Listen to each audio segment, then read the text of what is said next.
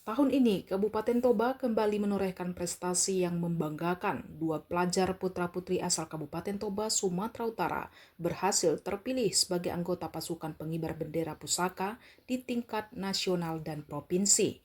Mereka adalah Putri Cynthia Manurung dari SMA Negeri 1 Siantar Narumonda dan Matthew D. Jason Manulang dari SMA Negeri 2 Balige.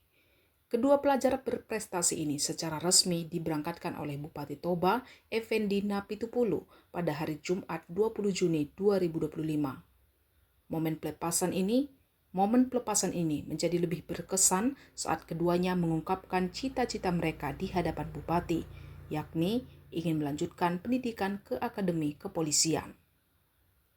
Harapan dan semangat mereka menjadi inspirasi bagi generasi muda Kabupaten Toba.